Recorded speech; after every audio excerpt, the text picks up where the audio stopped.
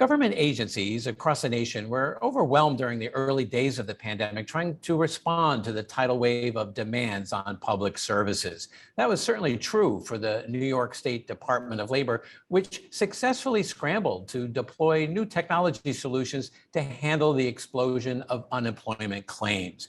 The question now is, how can agencies move beyond many of the emergency IT measures they took during the pandemic and focus now on developing sustainable platforms for delivering streamlined and secure public services?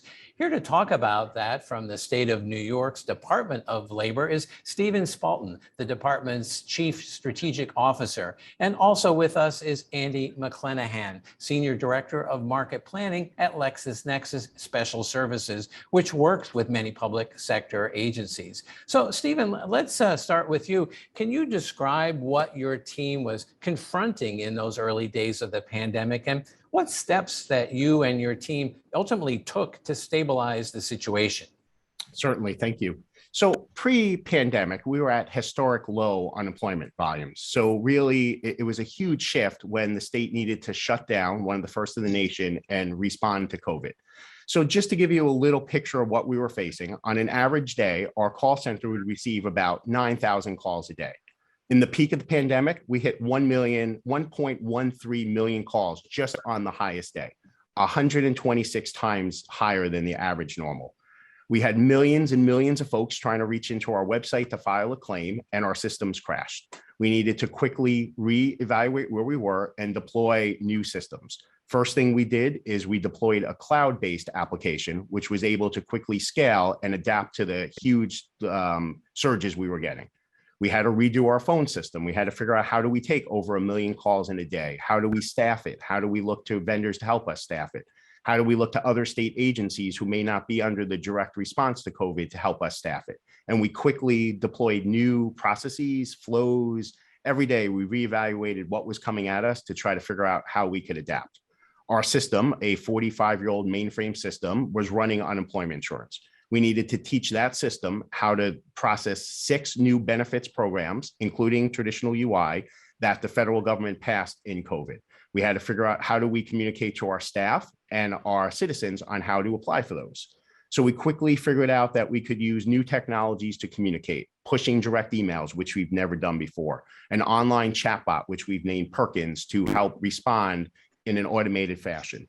We figured out, how can we use social media to really push our message with videos, which we never did before.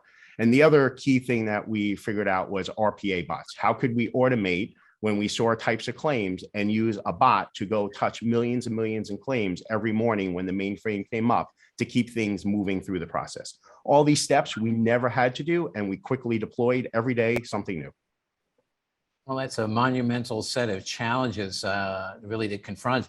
Can you, just to follow up on that, can you talk a little bit about some of the most significant outcomes that you were able to achieve from all these efforts? Certainly. So the first one, which I'm very amazed about, is during that 1 year COVID, we paid out $104 billion in benefits. If you look at that, that is usually about 50 years worth of benefits we paid out in 1 year to over 5 million eligible New Yorkers, all while fighting international cybersecurity rings who were trying to attack us and come where the money was and try to get that money to them.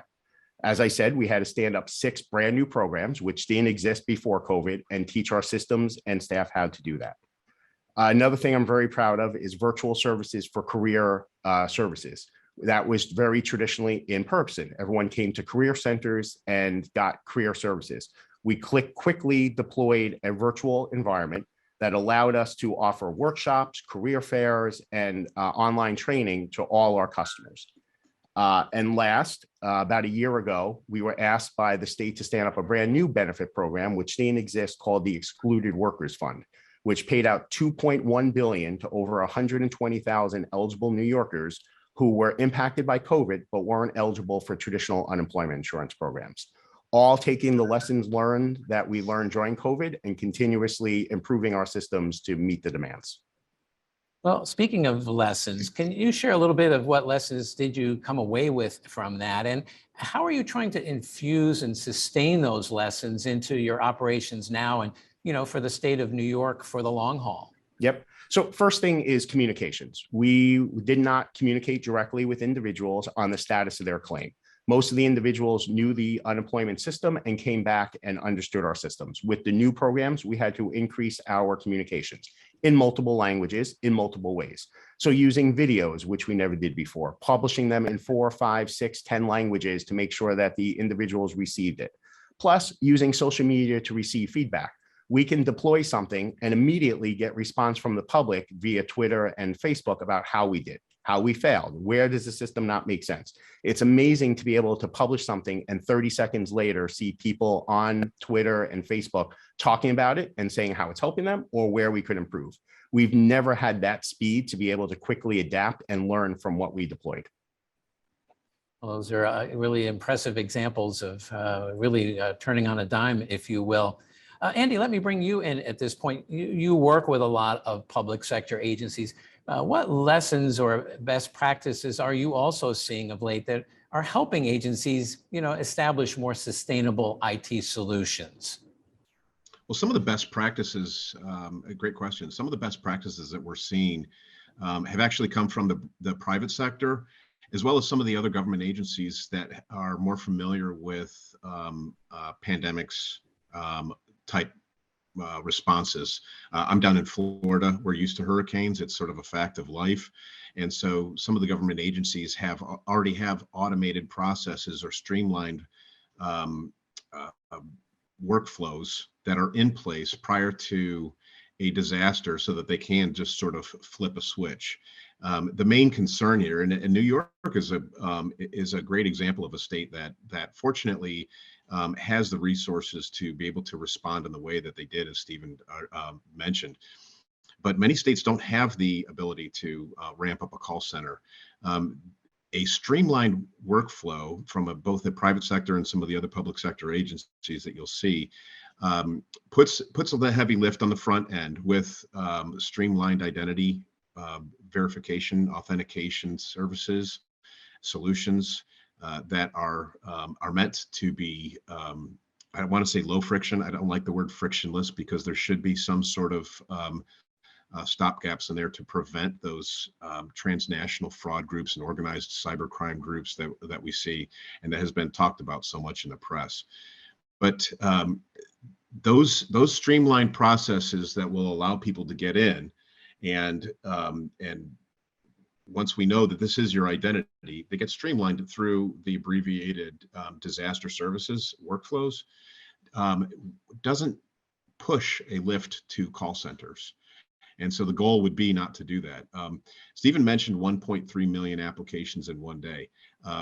That may be shocking for New York, but imagine some of these smaller states, they were seeing the same thing of over 1 million applications in one day.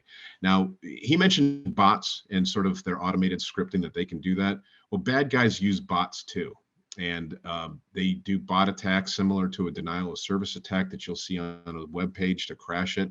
They will go through an application, see what's in there, code an automated application and identity solution, and then basically just load their database full of all the dark web stolen PII information and automate an application bomb.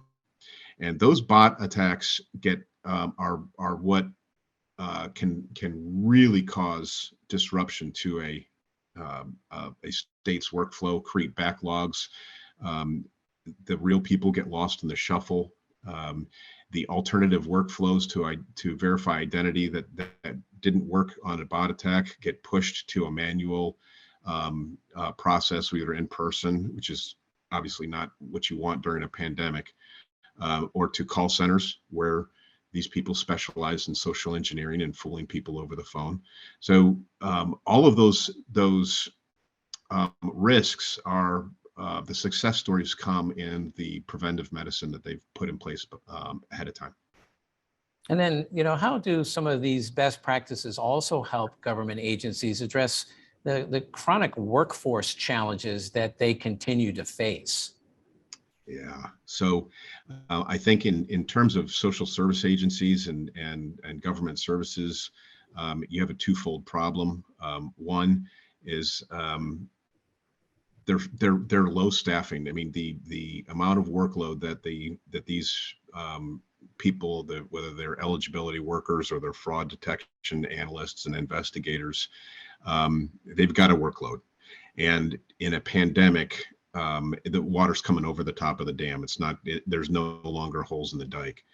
That is a workload impact. It impacts the equitable access to benefits when you have fraudsters that are hijacking people's identity, and sometimes people that are trying to the same identities that people are trying to use to get access to services. All of that comes with negative news that impacts those the program integrity and public confidence. And that is a challenge on the workforce. And then, so they're expected to do more with less. So building capacity for analytical tools that can help score, green, yellow, red, or a risk score to an application and an identity, can help streamline a workflow process that is built off of behavioral information instead of biographical information, using digital device information that, and it's more than digital device, it's really digital identity that you're pushing together with physical identity so that you're getting a holistic view of who that person is. There's technology out there right now that has seen the underserved populations that we see that are recognized. I mean, maybe they're using a government issued smartphone to access online shopping that they're using for SNAP benefits, or they're using that device to contact people, loved ones, via email. All that information is out there, and it can be used to help with identity. Well, Stephen, let me bring it back to you then. As you kind of look ahead now, what's next on your list to apply some of the lessons you described earlier in actually building capacity and also more sustainable IT practices? And maybe lastly, what final advice would you have for our state and local government viewers? Yep, and it definitely goes to what Andy just talked about. So our goal is to figure out where we can use technology to supplement the staff we have. Of course, we can never staff up out of the problems, and the levels will never go down to where they were before. And the citizens' expectations of the government has risen. They expect us to be much more like the Amazons of the world. So we need to meet those expectations. So we're looking at how we can use AI technology to receive documentation. Let that technology do the verification. And like Andy said, give it a risk score or a rating so that the staff don't have to spend their valuable time researching that. Let the bots go figure out, is this identity real? And then let the human use that information to make the final determination.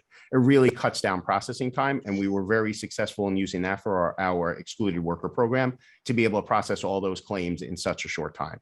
As far as a tip, I would definitely say challenge everything, right? What worked yesterday may not work today. Really don't let your successes, don't sit back on them, continuously reevaluate what you're doing. How could it be better? Read the feedback, listen to the complaints, and constantly keep improving. We can never go back to the expectations of pre-COVID, so we need to raise our game, and just constantly reevaluating and challenging everything will help. Great advice. And Andy, any last thoughts as well on this? Wow, those are great comments there from Stephen. I think, I just think that there's a couple points that people need to keep in mind. You've seen a lot of information that's out there about facial recognition that has impacted the identity verification tools that are out there, but it really just impacts those NIST standards. But there's better practices that are available that are out there that that are more agile than a NIST standard on identity verification levels. Those may be updated every couple of years. Technology and fraudsters move faster than that. So my final bit of advice would be to use stepped up authentication that highlights it doesn't treat everybody like a bad guy. and allows people to go.